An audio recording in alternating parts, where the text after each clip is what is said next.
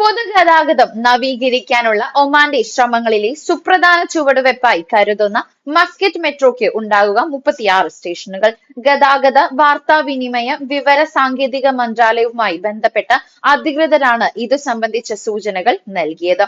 വളർന്നുവരുന്ന Sultan Haitham സിറ്റിയെ central business ഹബ്ബായ റൂവിയുമായി ബന്ധിപ്പിക്കുന്ന മെട്രോ ശൃംഖല ഏകദേശം 50 കിലോമീറ്ററോളത്തിലായി ഉണ്ടാകും.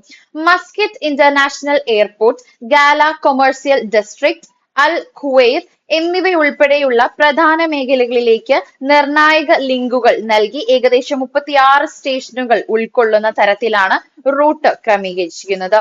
ഭാവിയിലെ പൊതുഗതാഗത വികസനത്തിന്റെ മൂലക്കല്ലായി മാറുന്ന മസ്കറ്റ് മെട്രോയ്ക്ക് വളരെയധികം പ്രാധാന്യമുണ്ട്.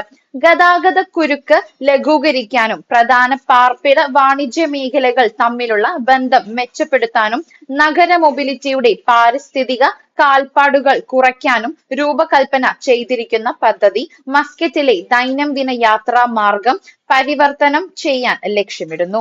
മെട്രോ പൊതുഗതാഗത കാര്യക്ഷമത വർദ്ധിപ്പിക്കുക മാത്രമല്ല, സാമ്പത്തിക വളർച്ചയെ ഉത്തേജിപ്പിക്കുകയും സുസ്ഥിര ലക്ഷ്യങ്ങളെ പിന്തുണയ്ക്കുകയും ചെയ്യുമെന്ന് അധികൃതർ പറയുന്നു. മസ്കറ്റിലെ ഗതാഗത വെല്ലുവിളികളെ നേരിടാനുള്ള ശ്രമങ്ങളുടെ ഭാഗമായാണ് മസ്കറ്റ് മെട്രോ നടപ്പാക്കുന്നത്. മസ്കറ്റിൽ ശക്തമായ ഒരു പൊതുഗതാഗത സംവിധാനം ആവശ്യമാണ്. തലസ്ഥാന നഗരത്തിന്റെ സുസ്ഥിര വികസനത്തിന് പൊതുഗതാഗതം നിർണായകമാണ്. മികച്ച സംവിധാനം ഉണ്ടായില്ലെങ്കിൽ ഭാവിയിൽ കടുത്ത തിരക്കും യാത്രയ്ക്കായി കൂടുതൽ സമയവും ചെലവഴിക്കേണ്ടി വരും. ഭാവിയിൽ യാത്രയുടെ വേഗം കുറയാൻ സാധ്യതയുണ്ടെന്ന് പ്രവചനങ്ങൾ സൂചിപ്പിക്കുന്നു. നിലവിൽ മസ്കറ്റിലെ വാഹന ഗതാഗത വേഗത ശരാശരി വേഗം മണിക്കൂറിൽ 55 കിലോമീറ്റർ ആണ്. ഇത് സ്വീകാര്യമാണ്.